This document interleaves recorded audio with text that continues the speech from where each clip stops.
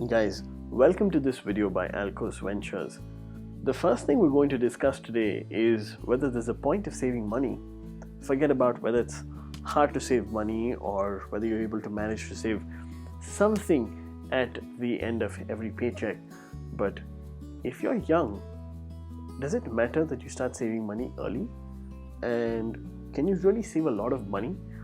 And is it at all possible that if you start to look at opportunities to invest in yourself, wherein you invest in your education, invest in learning, that you might actually be able to earn more income tomorrow, that you can even save more? Maybe. So let's look at some statistics and understand what's happening today. What's happening in the world of millennials, paychecks, living paycheck to paycheck. What's happening, and how much are people saving, and are people feeling more secure about their financial future? So let's jump right in. So the 5 key factors that somebody struggles to save money is income, expenses, taxes, investments, and lack of innovation. Now let's go over this step by step. So I'm going to give you 2 questions now, and you'll have to answer them.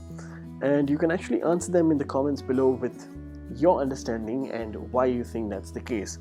But the first question is, let's say you have a friend that is earning $100,000 in salary, right? And he's always going about living the lifestyle, and you're somebody that's currently earning $50,000 in salary, but you've not yet lived up to the lifestyle, but you always see your friend blowing all this money and enjoying his life, and sometimes you wish you'd do the same. Now, if I were to compare both situations and say that you right now are able to save about $30,000 every year, but your friend at the end of the year is actually having to borrow money either on credit or from a friend or family of $20,000 in expenses. So who's better off despite the lifestyle? That's one question you've got to answer. And maybe your answer is that, hey, I would rather go ahead and live the life, and because you only live once. Sure, if that's your perspective, go ahead and comment down below.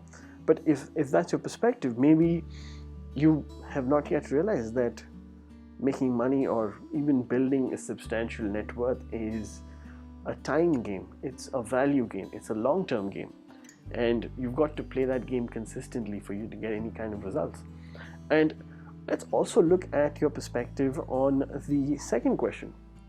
Now, our second question is, let's say you have 2 people and your goal is to make $100,000 a year. Ever since you were young, ever since you got your first job, maybe you worked at a grocery store and you were just barely making minimum wage and you're not happy, not a good situation, right?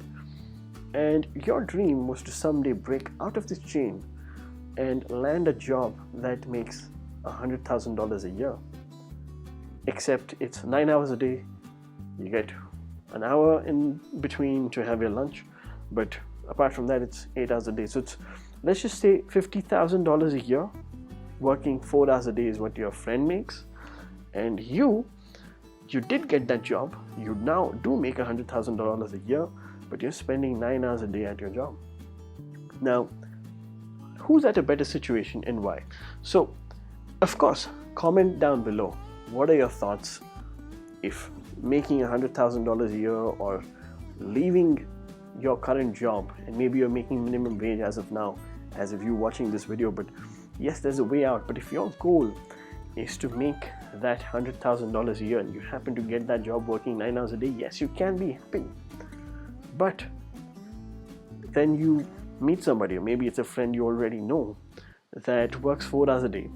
Of course, he's earning half of what you earn, but he's got an additional 4 to 5 hours in that day where he's not exhausted, and he can go ahead and focus on building a substantial net worth.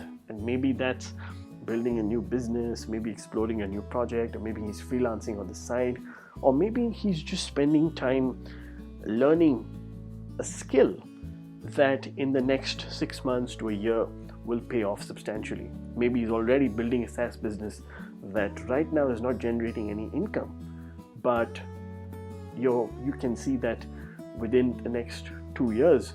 So that business might be bringing in $1 million a month. But by the time you go home after your 9-hour job, and of course you might be happy with what you're getting paid, and maybe that happiness is short-lived, that after a couple of months you're not very happy with what you get paid, but you don't have the time to explore opportunities to get out of the income race by working at a job. So comment down below, what are your thoughts? Would you rather be the person that makes $50,000 a year and works lesser number of hours so you have the time to go ahead and figure something out? Or would you rather be the person that gets the 100K a year job and says, you know what, I'm going to work up my way in the ladder, and I'm going to live this corporate life, and I'm going to make $300,000 next year, maybe $500,000 in the next 3 years, and I'm going to make $2 million a year within the next decade, or maybe even $5 million within the next decade. Now, with the corporate life, there's just one little tag that's attached to you. It's that from an organization's point of view, you're somebody that's an expense. You are an expense of right now $100,000 a year, and until you generate more than that expense, you're still going to be looked at an expense. So your income is capped at some level. But if you've got the time, you've got time to explore creative resources, and that might be as simple as smashing that like button, hitting subscribe on this channel, and maybe you want to start your own YouTube channel. I wish you all the best. But it might be as simple as that. So comment below, question 1, question 2, what are your answers? What do you think? Who would you rather be? Coming back to our 5 key factors, now expenses. Right? We can go back to question 1 again, and we can see that in this case, your person A, let's call this person A, is actually spending $20,000 more than he's earning. It might be that his mindset is that he's only going to live once. He's going to spend the money doing whatever he wants to do, and he thinks that maybe he's going to get a promotion so he can manage that. But what do you think is going to happen when he gets a promotion? Sure, let's say he jumps from 100K to 150K. Now you can think that he might be able to have that window of $30,000, which are extra that he's now earning because he's got that promotion. But don't you think his expenses are going to shoot up even further? Right? So go ahead, comment below. What are your thoughts? You can ask questions, and anybody else that's watching this video, please go ahead and feel free to reply to the comments, because it's an interesting discussion that we can start. So the third biggest expense, or third biggest reason to why you're finding it difficult to save money, is you've not understood the tax code yet. And the tax code has a set of rules. Now, regarding whichever country you're in right now, there are certain tax laws, and of course there are certain investments that you can invest in, or maybe you can buy an insurance policy, or maybe you can look at putting it into a much long-term non-liquid investment that is actually tax-free or gives you a big deduction. So understanding the loopholes and nitty-gritty of your tax code where you live will help you save more money, not just in the short term but also in the long term. One of the biggest reasons somebody gets into real estate is so they can save on taxes and also leverage their money and get a much higher return. Of course, we see real estate prices going up as well, but that's a separate discussion. But yes, it's very important to understand the taxes where you live. And fourth thing is, you might have heard that initially when you're not doing well financially, you're working for money, which means you trade your time for money, right? Especially when you're at the phase where you're investing. But when you're not trading time for money, when you actually started bringing a lot of money into your account, you can go ahead and make your money work for you. And there are different investment vehicles.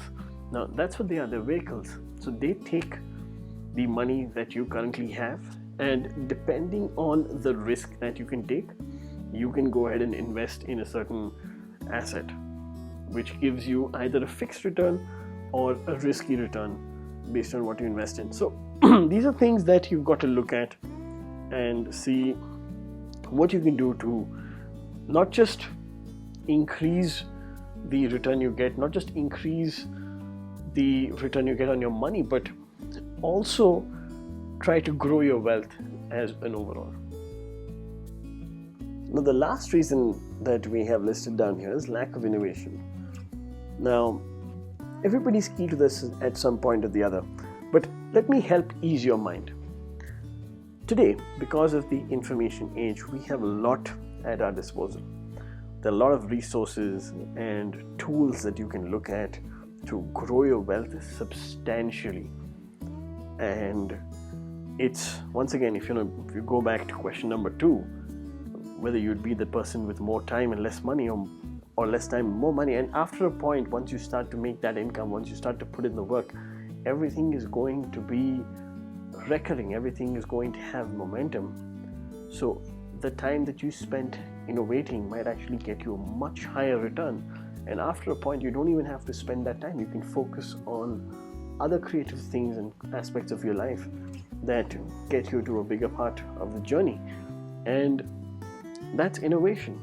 So the problem as to why it's hard for you to save money is maybe that your current income itself might not be that big. And to solve that problem, you have to innovate. Is there a way where you can work extra, not at your job, but on a creative project and make some money?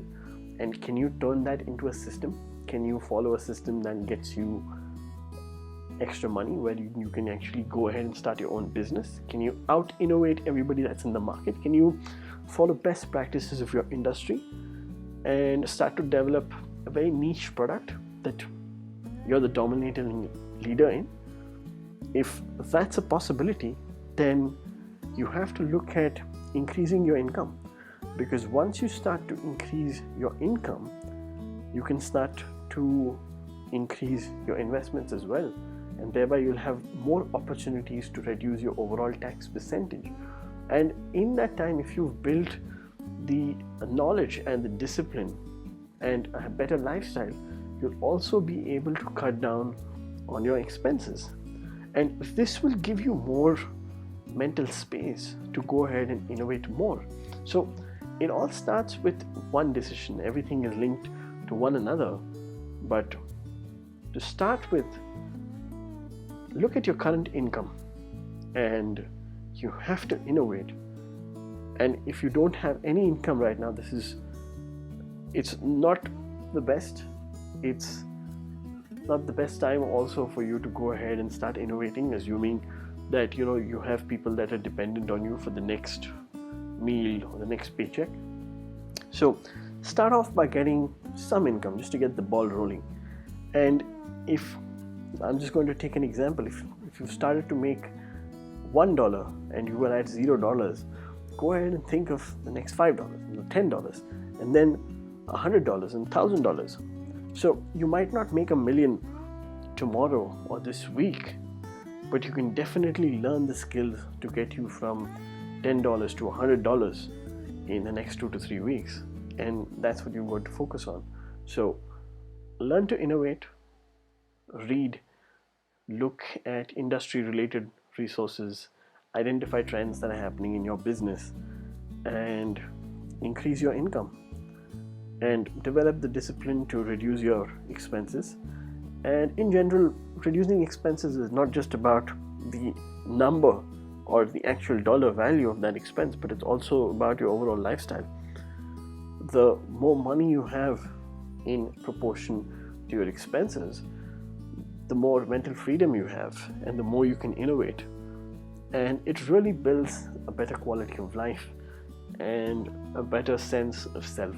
So I wish you all the best. Go ahead and comment below on question number 1, which is, who would you rather be?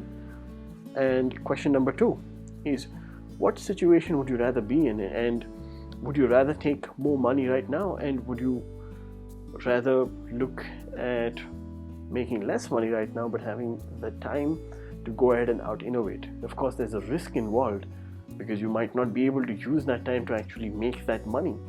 But here are your 2 questions. So go ahead, comment below, let us know what you think, and if there are others reading comments from anybody else that's posted, please go ahead and feel free to respond. Let's start a discussion. So thank you so much for watching. This is Alcos Ventures.